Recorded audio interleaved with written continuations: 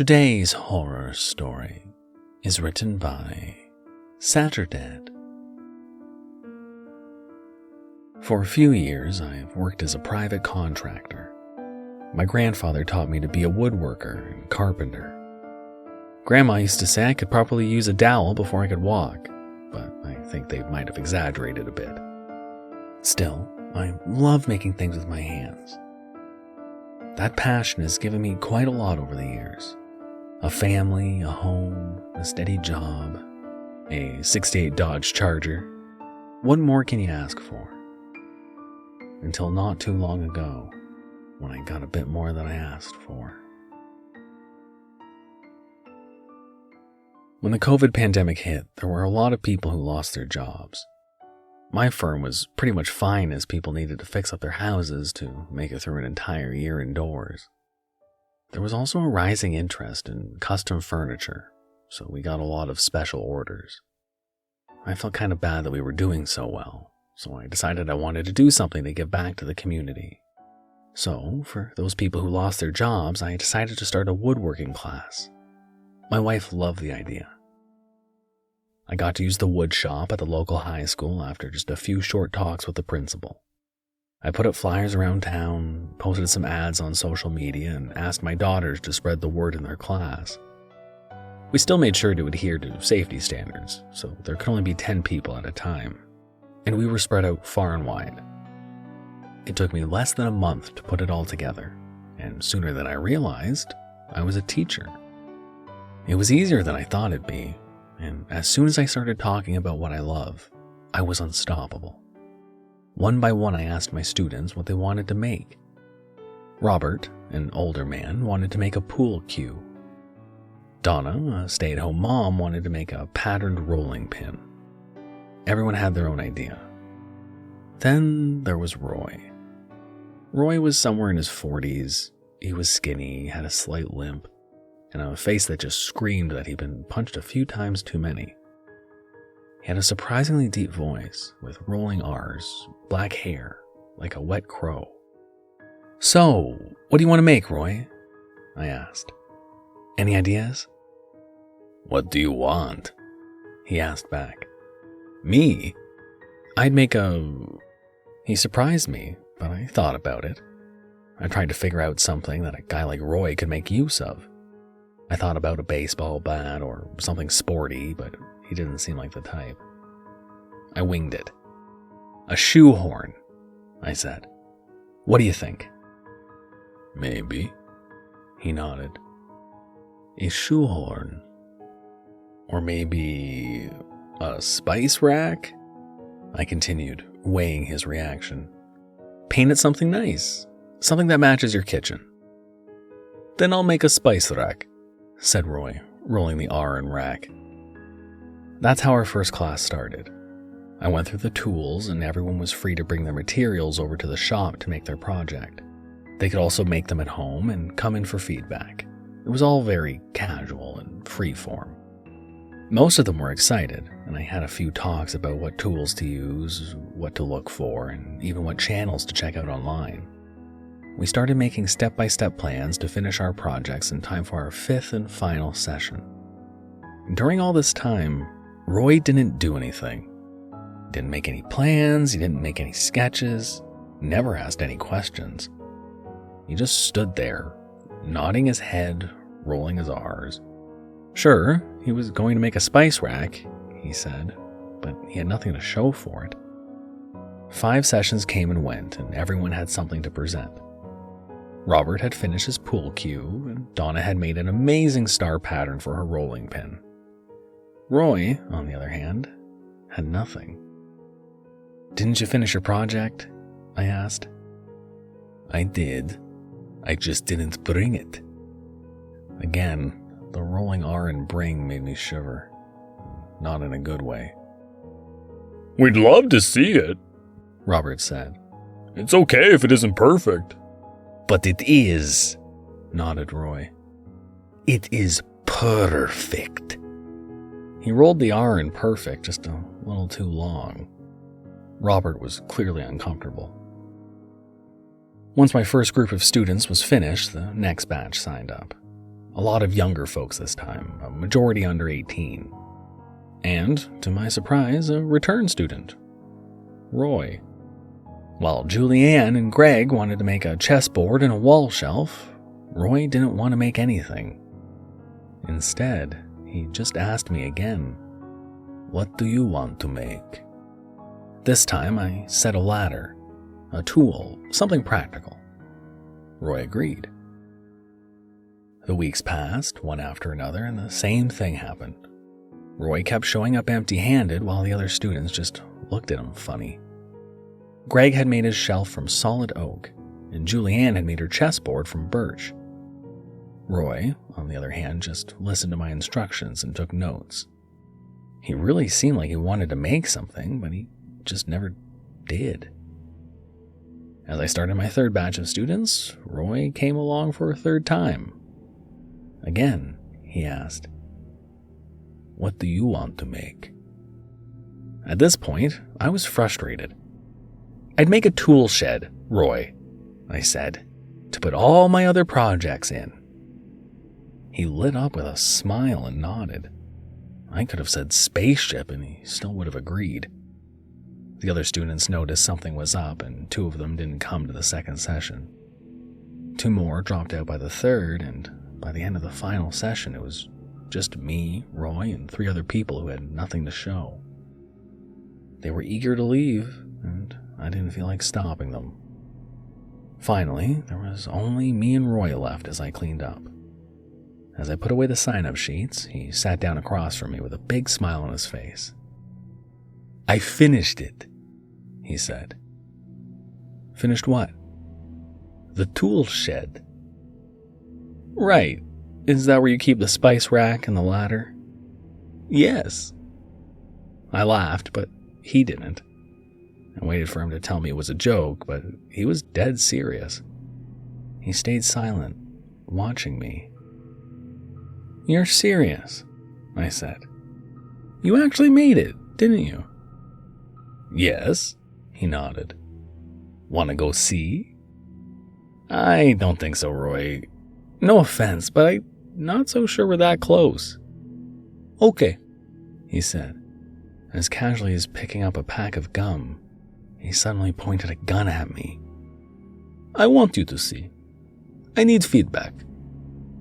It is a strange feeling, being so casually threatened. You don't realize the danger at first. Mortality is just this fleeting, abstract concept until you stare down the barrel of a loaded gun. Suddenly, you remember that you can die. We took my .68 Charger. Roy was slightly larger than I thought, and he had to lean back the passenger seat to fit his legs. Even without the gun pointing at me, I could almost feel it, like a heat radiating towards me. Roy seemed overall pretty calm about the whole thing, but my mind was racing. What was I supposed to do? Ram the car into a tree? I couldn't decide, and before I knew it, we'd been on the road for over an hour.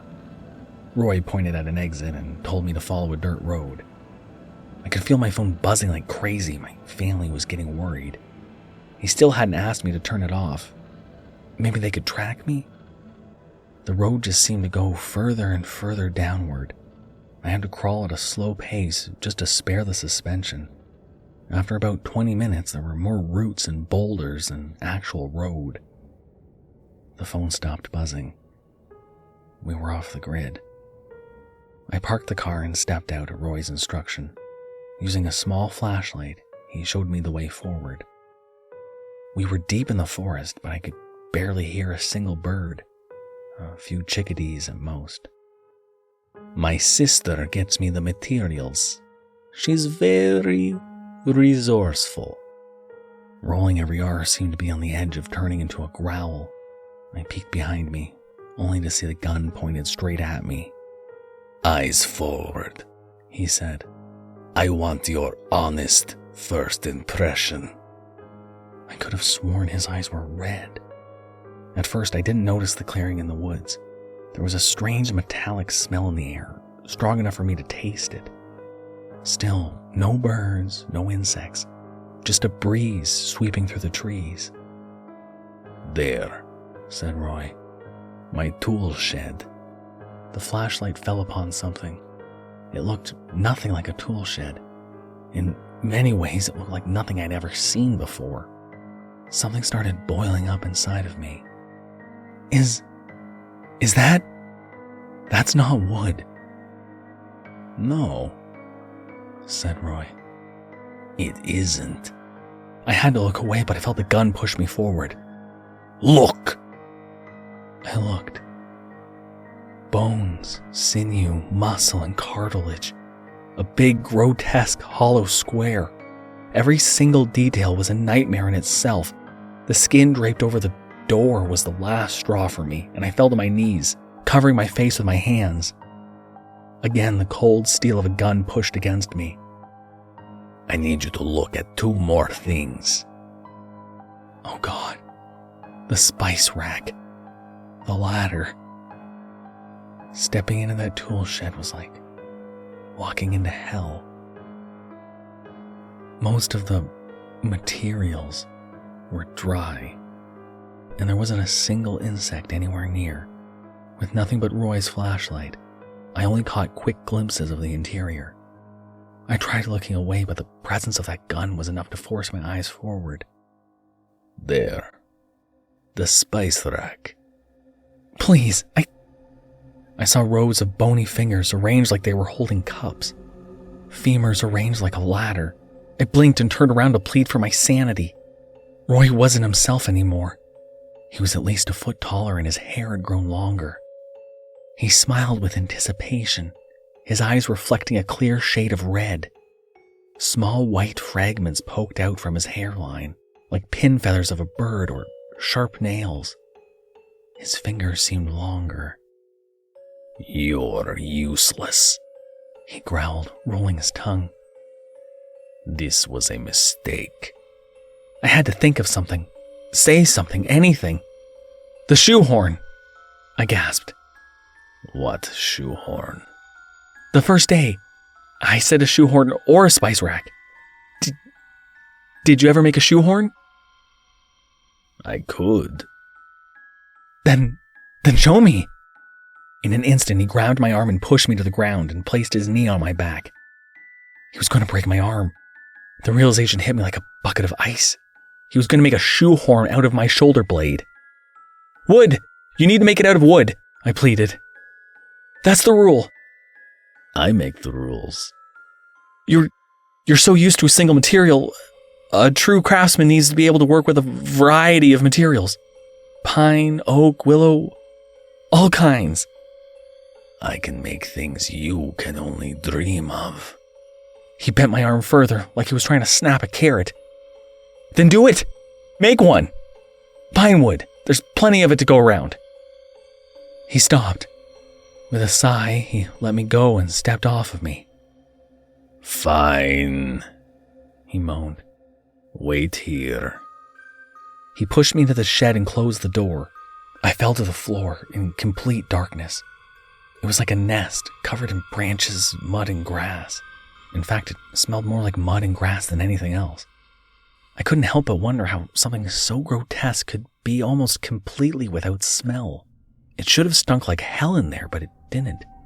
A faint whiff of iron, that was it. The first thing I tried was my phone, but it was no help. There was no reception, and the light did nothing but bring my nightmares to life. I couldn't stand to see my surroundings, but feeling the walls blindly didn't help either. I couldn't see any weak spots, but I couldn't feel for any either. I was stuck. The door was locked. I don't even know how, but I couldn't budge it. The entire shed was sturdy, using some sort of spine dug into the ground as support. I tried to feel my way out in the dark, but all it did was give me an inner picture of what I was actually standing in. After a while, it got so dark that I didn't know if I was closing my eyes or not. I lost track of the door, and it all just felt wrong. How can you differentiate a door from a wall when all you can see and feel is dry meat and bone? I tried everything. Putting support on my back, I sat down and tried kicking to find weak spots. I tried the ceiling. I tried lifting, wedging, leverage. Nothing. The shed wouldn't budge. It felt like I struggled for an eternity, but it had probably just been an hour. Light or no light, I couldn't get out. My phone just sat there in my hands, useless. I felt it in my chest. That black, sinking anxiety. That feeling when you think you're about to die. I must have sat there, frozen for hours. I snapped to attention when I heard a sound outside. It was smaller, careful, tiny steps. "Hello? Anyone there?"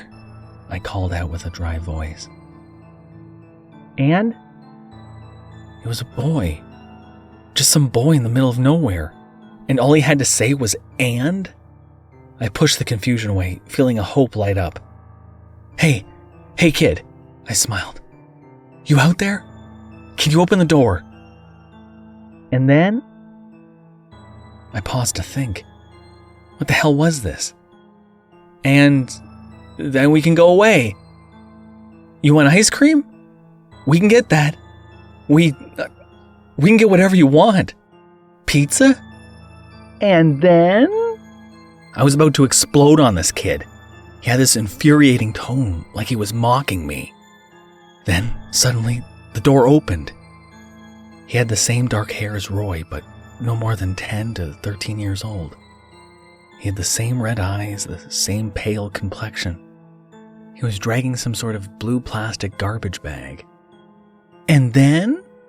he asked again. I don't know what you want. I looked around. The coast was clear. I couldn't leave him there. I tried picking him up, but he recoiled. He shook his head and stepped away. "And then?" he said. "We have to go. Come on." "And then?" he said, matter-of-factly. He stepped inside the shed and closed the door. I just started running. My car wasn't far off, and I was far quicker on the way back than I'd been getting there. The keys were still in the ignition. The Charger seemed just as eager as me to get out of those woods as I'd been getting out of that shed. Together we turned around and drove like maniacs back to the main road. I didn't care about the boulders, roots, vines, or bushes. I had to go, and I had to go now. With a beaten suspension, we managed to get to the main road. I stepped on the gas. I'd rather die in a car crash than anywhere near Roy and his creations. What happened next was a blur. I was pulled over by a highway patrol who noticed I was in shock. I gave a statement about a kidnapping. Trying to explain what I'd seen just made the deputy shake his head. Maybe he didn't believe me, or maybe he'd heard this before. Either way, he made very few notes.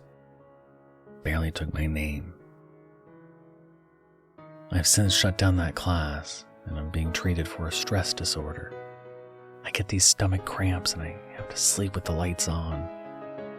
I have to see that I'm out of that hellhole with my own eyes. When the light disappears, I can't be sure anymore. I'm going to see a therapist about it soon enough. I've gotten a few recommendations. Not sure if I like the idea of overexposure therapy, but whatever works. I haven't heard anything about an investigation, but there have been no reports of murders nearby. Not to the extent that you could build a shed out of remains, or a spice rack, or a ladder. Wherever Roy got his materials, it must have been from somewhere else. Maybe that kid knew. I think about him a lot. I get the feeling that he wasn't there to rescue me, so much as just to put away that plastic bag of his. But Roy is still out there. That much I'm certain of. After all, he sent me a shoehorn in the mail a few weeks ago. At least, the damn thing was made out of solid pine.